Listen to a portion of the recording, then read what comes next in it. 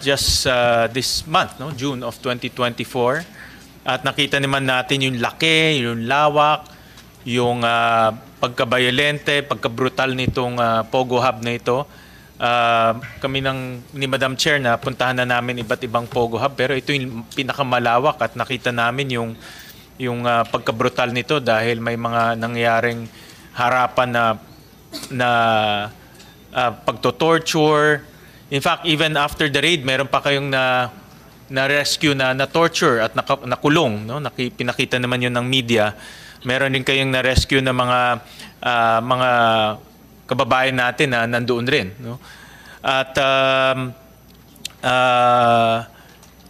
ang nakakadismaya dito, hindi ito yung una. Pangalawang raid na ito sa Lucky South 99, no?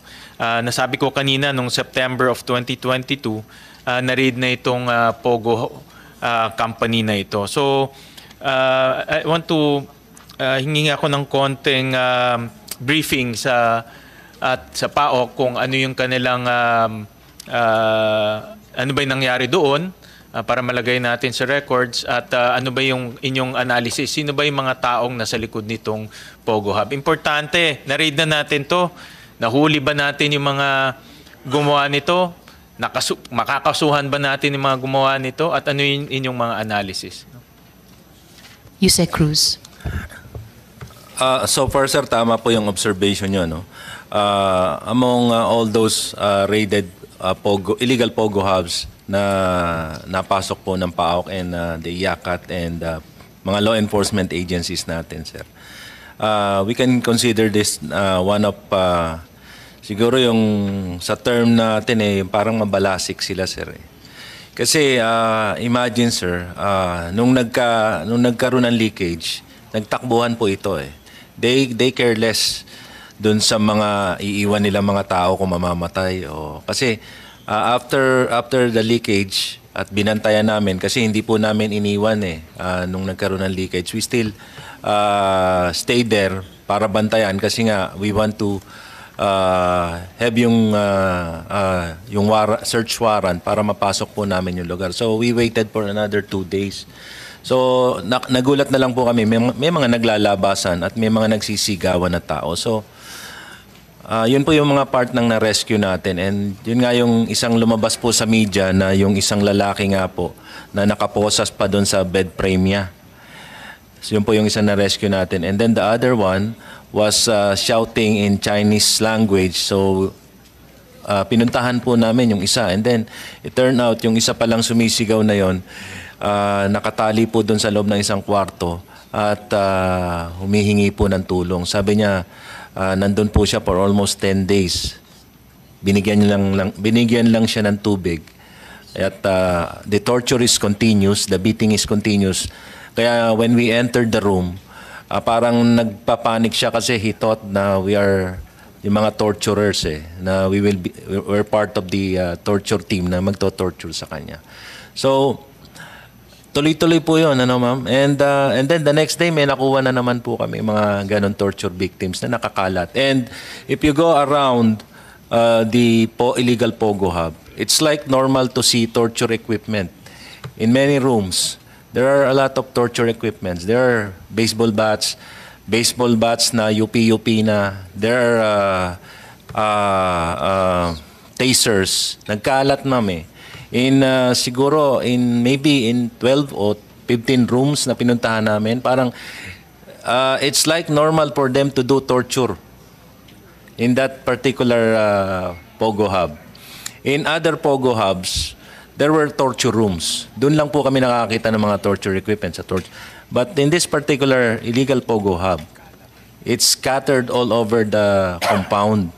Parang it's a normal thing to hurt, to inflict harm, at siguro pumatay. So, yun po yung pagkakaiba nito sa ibang Pogo Hub. And that strikes me so much, sir. Kasi in one of the torturers na nahuli po namin, we can see pictures of torture victims, dead torture victims.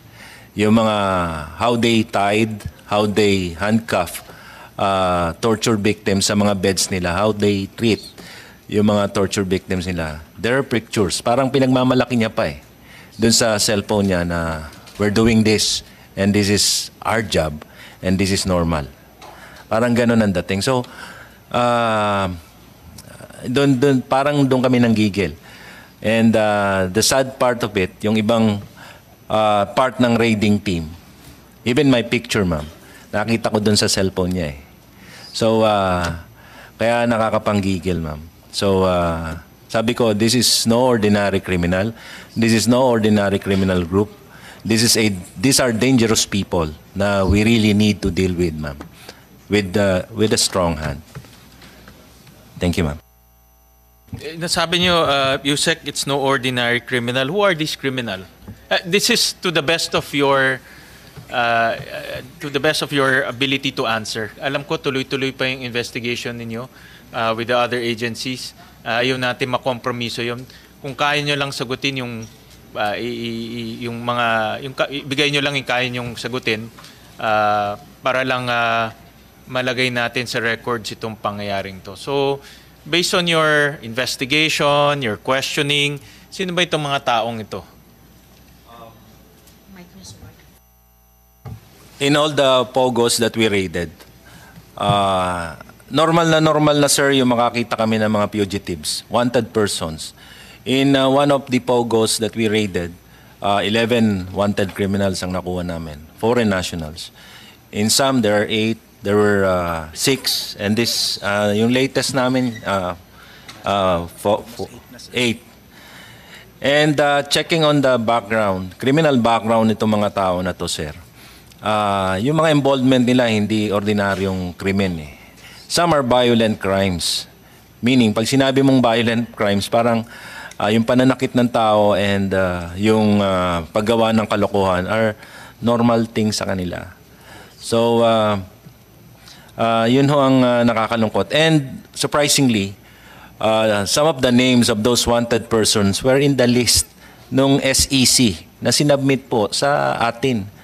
And yung dalawang ang wanted person, the one who were in Singapore right now facing money laundering cases are nasa SEC record po natin, and yet arestado po sila ngayon sa Singapore for money laundering. And we're not talking of millions of dollars, we're talking of billions of dollars, sir. Money laundering. Yung dalawang pangalan na nakita po natin sa SEC record dito sa atin. Ano sila nakakapasok dito, Yusek? Itong mga criminal syndicates, itong mga, yung nasabi nyo, no? Yung organized crime. At paano nakakapasok ganito karaming dayuhan dito sa ating bansa? Dahil from what I understand from your news report, ini-estimate nyo mga 1,000 plus ang nandito sa Porac Pogo. Pero nung tinanong namin ng CIJG, meron silang na-retrieve na 2,300 computers, no? So meaning if you do the basic 1:1, 2,300 ang pwedeng magtrabaho diyan dahil mayroong computers, no? So another question is, paano nakakapasok tong mga sindikatos, particularly itong Porac Pogo Hub? And then pangalawa, in your investigation, gaano ba karami talaga yung taong nandyan? No? Yeah, go ahead, Dr. Castro. Dr. Castro. As of last night, ma'am, Madam Chair and Honorable Senator Gatchalian, we have identified, as I earlier stated, 14 persons of interest, and a good 8 of them have expired passports. So we were carefully studying their movements last night, because we got reports from our friends that they were trying to go out of the Philippines via Puerto Princesa, via Davao, and via Zamboanga. In fact, one attempted to Cebu. One attempted to leave Zamboanga last night, but he was intercepted because he was unable to present a passport. So all of them, so far, the bosses of this group have no valid passports already. No? With regards to your earlier question, sir, how do they manage to come into the Philippines? Yung isa po naming person of interest, we can't name him yet, has been in the country since 2005. and he has been a fugitive from China since 2005. No, so they predate basically the phenomenon of Pogo na nag-peak po ito noong 2019, if you do recall. So they predate the Pogo phenomenon, but they have been here in the Philippines as a criminal organization. Tama po si Yusek Gilbert, they are not ordinary criminals. This is the only first time that members of the commission of the secretariat are getting death threats that are nerve-wracking and chilling, because these are not ordinary money launderers, Madam Chair, Your Honor. These are honest to goodness transnational criminals with records dating back to decades in China, Hong Kong, and Macau. So how they were able to ally with local syndicates, we have yet to find out. No? So doon po sa record natin ngayon, ma'am, sir, we have not found the big boss. But we know where he is, we know his movement, and we're trying to conduct a major operation soon to be able to get him. But how confident are we? We are not 100% confident because, sir, ang dami nilang alam eh. They know our movements, they know so many things about us. So, how? We don't know. So, ang person of interest natin para dito sa PORAC is 14. 14. The 14 are with us now, sir. But we have still 3, including Cassie Leong, that is not in our custody. Okay. So we have 3 Chinese nationals that are unaccounted for so far. Yung 14 are all foreigners? Yes, sir. Okay. Yes, Your Honor. And they will be filed cases? We're hoping to build enough cases for all of them. But of the 14 POIs, only 2 so far have been positively identified as torturers. The other evidence that we're getting are documentary and testimonial of other people who are scattered, but not scattered, I mean, quote-unquote, friends of ours who have identified these persons in our custody as managers, bosses, and the like. How many at one point ang tao dito sa PORAC Pogo Hub based on your interviews and investigations? Yes, sir. They should not have been lower than 1,000, Your Honor. In fact, our intel was good enough to say na dapat po nung pinasok po natin yung PORAC ngayon, we should have gotten around that number. But we only got 161. The last one ay yung binabanggit po ni Yusek na wanted sa China na nagpapanggap lang siya, di umano nangunguha siya ng mangga. But upon checking with the Chinese government, he is a fugitive for very violent crimes, serious crimes. He's a member of a local triad in China. How do you paano mo ipapasok ang 1,000 na tao? I'm trying to imagine 1,000 to, hindi naman to 100. No, you're talking about ang daming pumapasok. Ano yung naging paraan nila para makapasok dito? Malaya silang nakakaikot, pupunta sa PORAC, punta sa Bamban. Anong kanilang naging daan para makapasok dito sa ating bansa? Most of them, Your Honor, originally had tourist visas that were later on converted to 9G visas. But then again, as the BI knows, the 9G visas that are associated to certain pogos are not really for those actual pogos. For example, may 9G siya, ang sabi IT siya ng isang kumpanya na hindi doon sa pogo kung saan siya nakukuha. So, there is that problem also that we have encountered. Now, the others, Your Honors, is that they just transfer from one pogo to the next. For example po, itong Park 3 among the Chinese community, within their communities, it is known as the most prolific torture pogo. So they're known for kidnapping, they're known for torture, murder, and the like. So a good number of the people there are actually kidnap victims. In fact, kahapon lang, yung mga Vietnamese namin, nung una, they were saying that they were not workers. We got a good number of Vietnamese rescuees, no? But then yesterday afternoon, one had the courage to tell us na yung dalawang Chinese doon na nagsasabing biktima rin sila actually were bosses.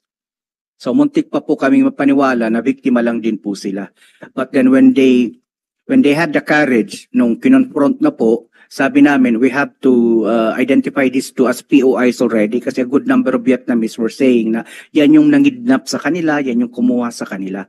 So in summary, Your Honor, the modus could be one, they kidnap, they buy people who ng mga nalululong po sa mga casino. Yun po yung usual na modus kasi itong foreign nationals mahilig po sila dyan sa casino dito sa southern part of Metro Manila. Pag wala na po silang pambayad, may lalapit na loan shark. Bibigyan po sila ng $250,000. Pag hindi nila mabayaran, they will be sold to these casinos. That's one. Second po, nagpapalipat-lipat lang po talaga sila ng pogo. So, upon interview, a good number of our quote-unquote rescuees, a good number of our perpetrators have been around 3, 4, 5 pogos. One that I have interviewed, for example, has said he has been in the Philippines since 2017, transferring from Clark, Angeles, Pasay, and so on and so forth. So, yung mga ganun po. So, paikot-ikot lang po talaga po sila. So, that could basically explain why you're able to get 1,000 there because they came from other smaller pogos that closed shop. They transferred there po. Kaya, yes sir. Itong particularly itong Porac Pogo, kailan na-establish to? Kasi based on documents 2019, 'di ba? Tapos may construction, nakita ko na mayroon silang construction nangyari. Pero kailan yung actual scamming operation? Because I don't believe na instant lang to na set up no? I don't believe na ganyang kalaki na nakita natin. No, I don't believe na mapakadaling i-set up yan. Tingin ko matagal rin nila sinet up yan. So based on your investigation, kailan nag-umpisa itong setup nitong scamming operation nila? As far as the commission is concerned, we know for a fact na itinayo po sila kasabayan ng Bamban 2019 thereabouts, and they continued constructing at the height, even during the height of the pandemic, which should not have had happened. No, if the LGUs have taken a good look at the constructions happening in both Bamban and Porac. As far as the reports given to us, we had them in our radar as of third quarter of the last year. Because of the torture videos and so on that we were getting from Lucky South. But bear in mind, Your Honors, Lucky South has a number of operations. Hindi lang po siya Porac. You could take a look at their documents. They had one, if I'm not mistaken, in Angeles and Clark, right, ma'am? Then they also had another one in Lawag, if I'm not mistaken, and in Bigan. They attempted in Bigan, was it? Am I correct in Bigan, ma'am? So they had a good number of operations po. But this one in Porac is the most prolific and horrific as far as the Chinese Pogo community is concerned because it is controlled by a triad organization. Nasabi nyo kanina, sabay sila sa Banban, and I heard also in your news reports, some of your interviews na may connection itong dalawa. No, you have evidence na meron silang connection. Can you also elaborate on that? To the best of your ability to answer. Your Honor, it's still an ongoing investigation po. But yeah, we can definitely say that based on the evidence we have on hand, that the two major scam hubs that were raided in these recent months by the different government agencies, they're interconnected po. So one is fairly benign, the other is fairly horrific. And the way we look at it, I can safely say that what they're doing is a sharing of profits. They share their profits. So without naming the personalities behind. Later on po, pag nag-file na po kami ng kaso, I am sure that the evidence would suffice that some of the personalities charged in Bamban would also be charged in Porac. When you say, tama ba narinig ko, horrific? Horrific, kasing horrible, horrific? And then, by saying that, do you mean that the people behind it are horrific? Yes, sir. Nerve chilling. Because They're international criminal group members, sir. And they've been in the Philippines for so long, in plain sight. bakit ang lakas ng loob nila? That is something that I cannot answer, Your Honor. But they have been in plain sight since 2005. Okay. Well, I respect the process and